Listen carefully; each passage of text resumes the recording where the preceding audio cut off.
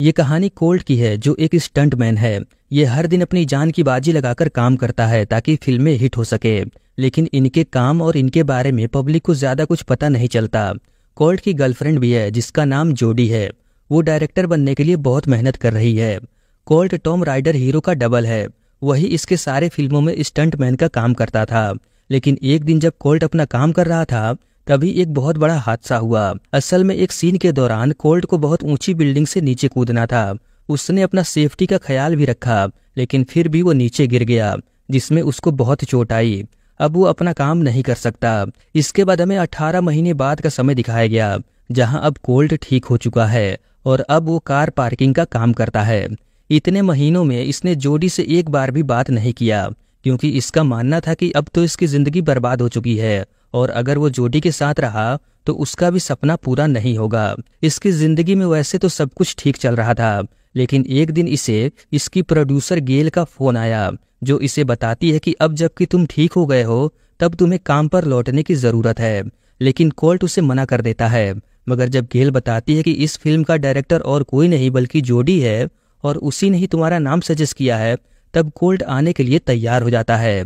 यहाँ पहुंचकर कोल्ट ने सोचा था कि वो जोडी से माफी मांगकर फिर से एक साथ हो जाएंगे। लेकिन जोडी से मिलने के बाद उसे पता चला कि उसने तो इसे बुलाया ही नहीं बल्कि ये सब कुछ गेल का किया धरा है क्योंकि उसके हिसाब से इस स्टंट को सिर्फ कोल्ट ही कर सकता था। लेकिन अब जबकि कोल्ट जान गया है कि जोडी ने इसे नहीं बुलाया तब वो वापस जाना चाहता था। गेल बताती है कि टॉम कहीं गायब हो गया है, उसे तुमको ही ढूंढ कर लाना होगा नहीं तो जोडी की पहली फिल्म ही बंद हो जाएगी और ये काम सिर्फ तुम ही कर सकते हो। कोल्ट कहता है तुम पुलिस की मदद क्यों नहीं लेती। गेल कहती है ऐसा करने से सबको पता चल जाएगा और जिन लोगों ने इस मूवी पर पैसा लगाया है उन्हें तुरंत पैसा लौटाना पड़ेगा जिसमें हम सभी का नुकसान होगा।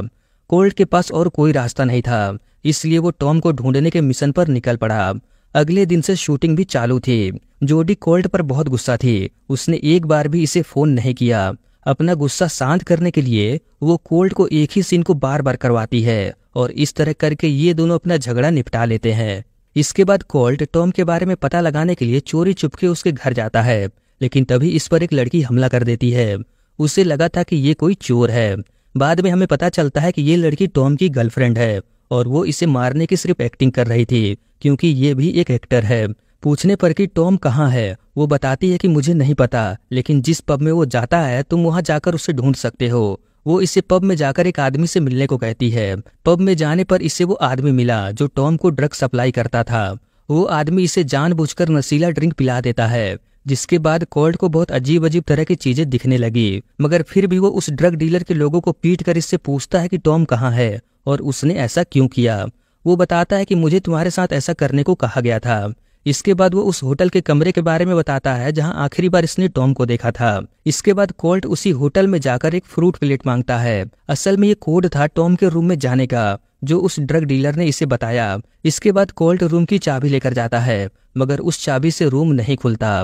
वो फिर से दूसरी चाबी लेकर आता है मगर फिर भी वो रूम नहीं खुलता। तब वो दरवाजा तोड़कर अंदर आ गया।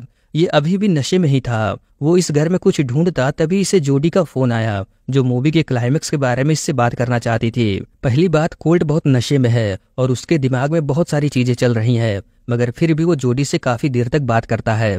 लेकिन तभी अचानक वो इस रूम में एक डेड बॉडी देखता है जिसके बाद इसका सारा नशा उतर गया। वो भागकर तुरंत गेल को फोन करके सब कुछ बता देता है और साथ ही वो पुलिस को भी बताने वाला था लेकिन गेल इसे मना करती है। मगर फिर भी वो पुलिस को क्राइम सीन पर लेकर जाता है मगर अब वहाँ कोई नहीं था। अगले दिन ये बात वो अपने एक साथी को भी बताता है मगर वो भी इसकी बातों पर यकीन नहीं करता क्योंकि इसी ने कहा कि वो नशे में था और हो सकता है कि ये इसकी कल्पना हो। कोल्ट जोडी को भी ये बताने वाला था मगर वो तो अपनी मूवी के बारे में ही बात करना शुरू कर देती है। आज मूवी का बहुत खास शूटिंग था मगर फिर भी टॉम नहीं आया इसलिए ये लोग वीएफएक्स से टॉम का चेहरा इसके ऊपर लगाएंगे। जोडी बहुत खुश थी इसलिए कोल्ट उसे कुछ नहीं बताता। काम खत्म होने के बाद आज ये लोग एक पब में मिलने वाले थे। तभी यहाँ गेल आकर इसे बताती है कि अब तुम्हें जाना होगा, यहाँ पर कुछ गड़बड़ चल रहा है, माफ करना मैंने तुम्हें इन सब में शामिल किया।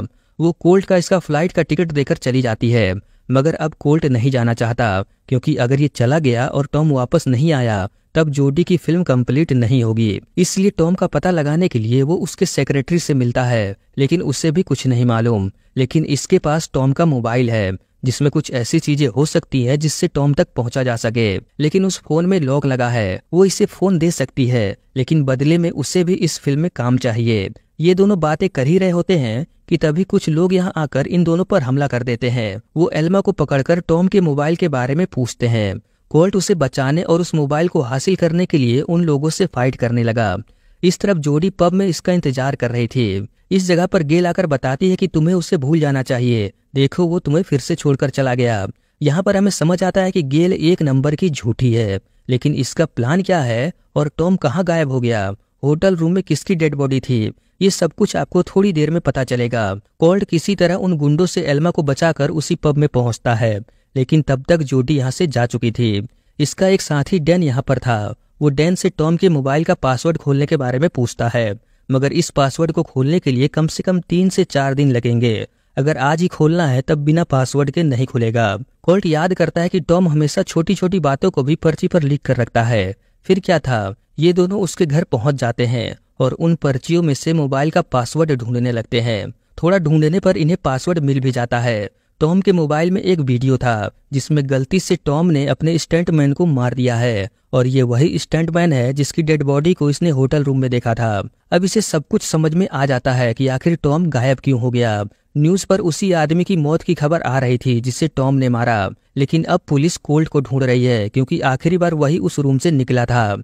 ये लोग आगे क्या करना है इसकी प्लानिंग कर पाते तभी कुछ गुंडे आकर इन पर हमला कर देते हैं। इस जगह पर इन लोगों में काफी देर तक लड़ाई होती है। वो गुंडे टॉम का मोबाइल लेने आए थे, लेकिन इस लड़ाई में एक गोली उस मोबाइल पर लग जाता है, जिससे अब वो मोबाइल किसी काम का नहीं। लड़ते हुए किसी तरह वो टॉम के पास पहुंच जाता है। ये गुंडे टॉम नहीं भेजे थे, वो लोग इसे पकड़कर बांध देते हैं। अब टॉम बताना शुरू करता है कि इसने ऐसा क्यों किया। असल में टॉम इससे जलने लगा था, इसलिए कोल्ट को रास्ते से हटाने के लिए मशीन से छेड़छाड़ किया और कोल्ट नीचे गिर गया। और अब नया स्टंटमैन भी वही सब हरकतें करने लगा था, इसलिए इसे ऐसा कदम उठाना पड़ा। कोल्ट को वापस बुलाना और जोडी को डायरेक्टर बनाना, ये सब इसकी और गेल की मिलीभगत है। असल में ये लोग यह साबित करना चाहते हैं कि कोल्ट ने ही नशे में उस नए स्टंटमैन को मार दिया और इनका प्लान काम भी कर गया है। टॉम कोल्ट से वो मोबाइल मांगता है जिसमें ओरिजिनल वीडियो है। अगर इसने नहीं बताया तब वो जोडी को मार देगा। कोल्ट कहता है तेरे आदमी की एक गोली से ही वो मोबाइल टूट गया। ये सुनकर टॉम खुश होता है।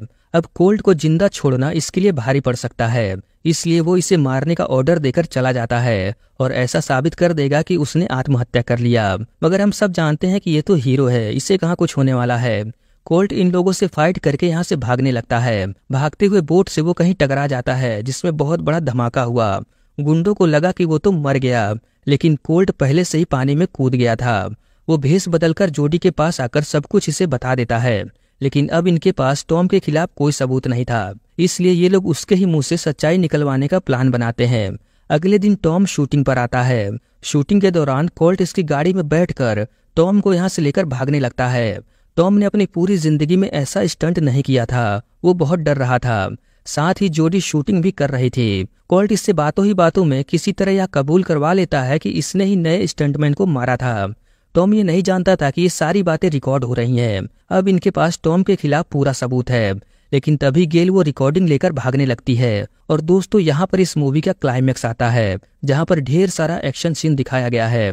काफी देर तक लड़ाई होने के बाद लास्ट में कोल्ट वो रिकॉर्डिंग अपने कब्जे में ले लेता है। इस रिकॉर्डिंग की मदद से ही टॉम और गेल को सजा हो पाएगी और कोल्ट बेगुनाह साबित हो जाएगा। मूवी के लास्ट में हमें दिखाया जाता है कि जोडी ने फिर से इस मूवी को रिक्रिएट किया है, जिसमें जेसन यानी एक्वामैन लीड रोल में है। और इस तरह करके जोडी ने एक बहुत बढ़िया मूवी बना लिया। अब कोल्ट और जोडी एक साथ है और इसी के साथ ये मूवी यहीं पर खत्म हो जाती है। मूवी में ऐसा कुछ नया नहीं था जो हमने इससे पहले ना देखा हो। कहानी एकदम सिंपल है, आपको पहले से ही पता चल जाएगा कि अब आगे क्या होने वाला है। अगर फिर भी आपको ये मूवी देखना है तो आप इसे हिंदी में देख सकते हैं।